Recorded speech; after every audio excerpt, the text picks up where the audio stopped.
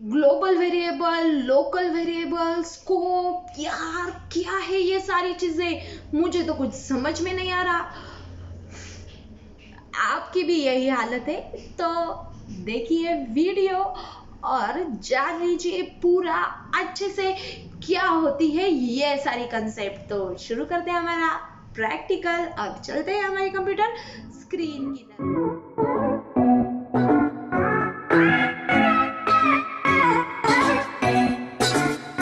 Hey guys, hello. Global variable and global keyword जो मैं आज आपको बताने जा रही हूँ, तो ये एक ऐसी चीज़ है जो बहुत ज़्यादा पाइथन प्रोग्रामर को कंफ्यूज करती है।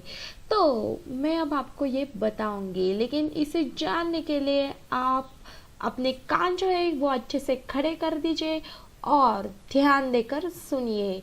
और अब अगर आप कुछ भी काम कर रहे हो या फिर कोई भी अदर चीज़ों में आपका ध्यान है तो आप उसे हटा लीजिए और यहाँ पर कंसंट्रेट कीजिए, क्योंकि गाइस ये बहुत ही इम्पोर्टेंट चीज़ है।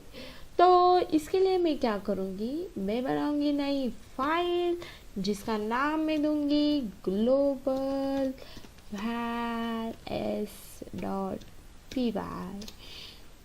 अब मेरी जो है पाइथन फाइल बन जाएगी।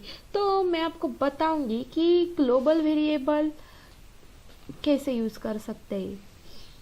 तो गाइस क्या होता है ना, मैं क्या करती हूँ, पहले एक फंक्शन बनाती हूँ, या फिर पहले मैं क्या करती हूँ, l=10 ऐसे डिक्लेयर कर देती हूँ। फिर मैं बनाऊंगी एक फंक्शन जिसका नाम मैं दूंगी def1, ओके, मतलब फंक्शन 1। और डेफ जो होता है वो फंक्शन बनाने में यूज़ होता है, जो कि मैंने आपको पहले ही बता दिया है। तो गाइज इस तरह से मैं लिखूंगी def1, ओके, या फिर पूरा ही लिख देती हूँ यार, def function1। और फिर मैं यहाँ पे प्रिंट करूँगी एल को। तो देखिए जैसे ही मैं इसे रन करूँगी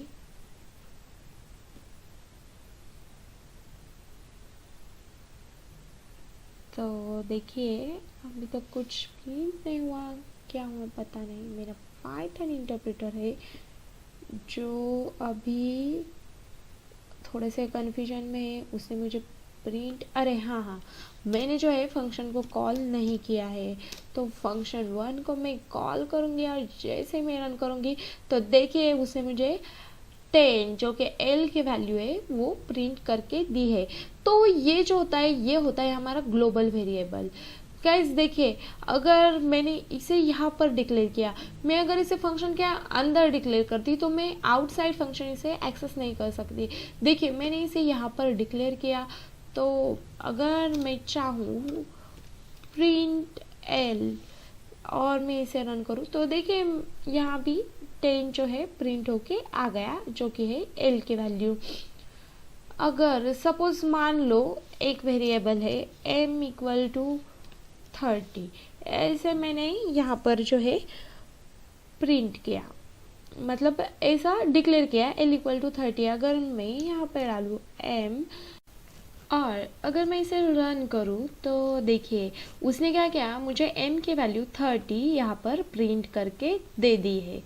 ओके, तो इस तरह से हम जो ये लोकल वेरिएबल है इसे एक्सेस कर सकते हैं। तो हमारा जो m है तो ये यहाँ पर क्या हुआ, ये हुआ लोकल वेरिएबल। ओके, मैं यहाँ पर लिख देती हूँ, और ये था हमारा ग्लोबल वेरिएबल। ओके,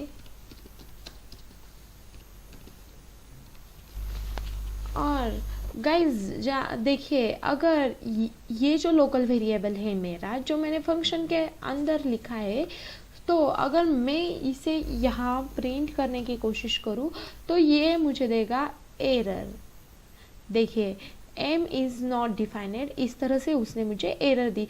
तो ऐसा क्यों हुआ, तो देखिए ये जो m वेरिएबल है वो मैंने इस फंक्शन के अंदर जो है डिक्लेयर किया।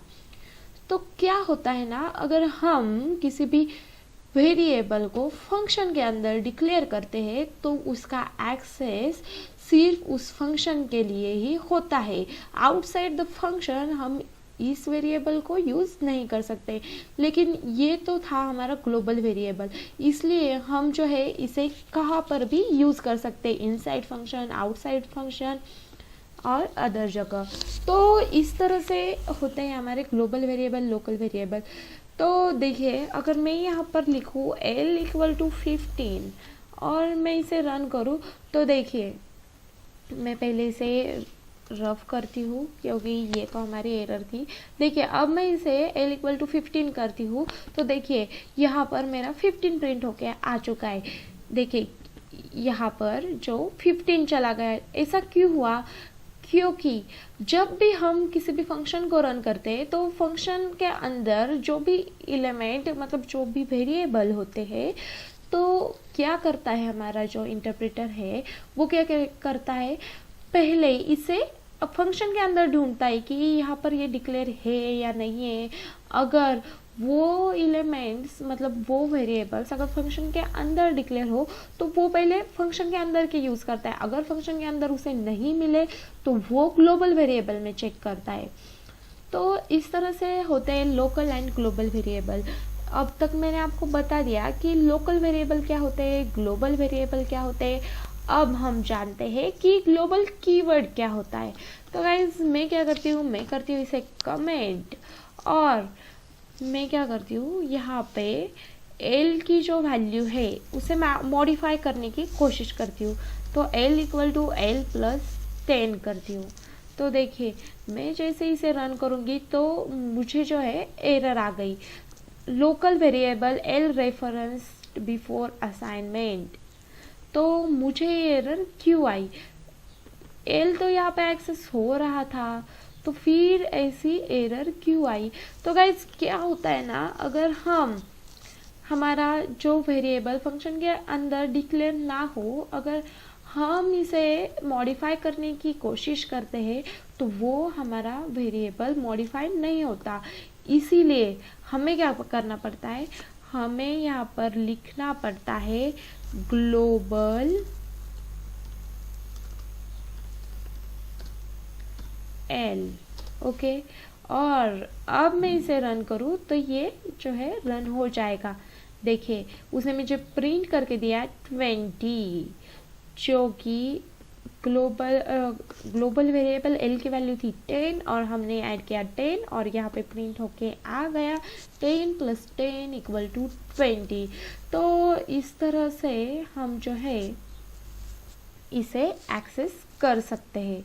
ओके गाइज, तो अगर एग्जाम्पल के साथ मैं आपको बताना चाहूँ तो देखिए क्या होता है ना, ग्लोबल वेरिएबल हमारा होता है एक हमारे सरकार की प्रॉपर्टी, और लोकल वेरिएबल होता है जो हमारी पर्सनल प्रॉपर्टी।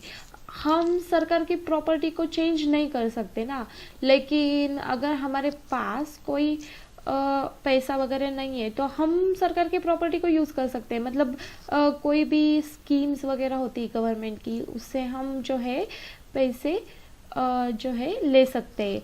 तो इस तरह से हम तो उसे ले सकते, लेकिन हम उसकी प्रॉपर्टी को मॉडिफाई नहीं कर सकते ना, कि सरकार के पास अभी इतनी प्रॉपर्टी है तो हम ऐड करेंगे बीच में से ही 10,000 या फिर कुछ भी, तो हम मॉडिफाई नहीं कर सकते। लेकिन हाँ, हम यूज़ कर सकते। तो ये होती ग्लोबल कीवर्ड की कंसेप्ट। तो अगर हमें इसे ग्लोबल वेरिएबल को मॉडिफाई करना है तो हमें यूज़ करना पड़ता है ग्लोबल कीवर्ड। तो मैं आशा करती हूँ कि आपको अच्छे से समझ में आ गया होगा कि ग्लोबल वेरिएबल क्या होते हैं, लोकल वेरिएबल क्या होते हैं और ग्लोबल स्कोप क्या होता है, हम कैसे ग्लोबल वेरिएबल को मॉडिफाई कर सकते हैं। तो गाइज प्रैक्टिस करते रहिए, पढ़ते रहिए, बढ़ते रहिए। मुझे तो बहुत अच्छे से समझ में आया इस वीडियो को देखने के बाद, और इससे अच्छा तो मैंने कभी पढ़ा ही नहीं था।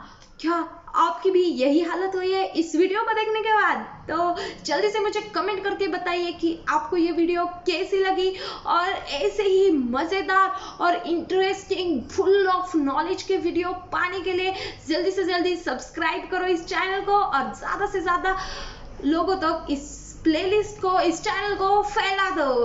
तो मिलते हैं अगली वीडियो में ऐसे ही कंटेंट के साथ, तब तक के लिए बाय बाय।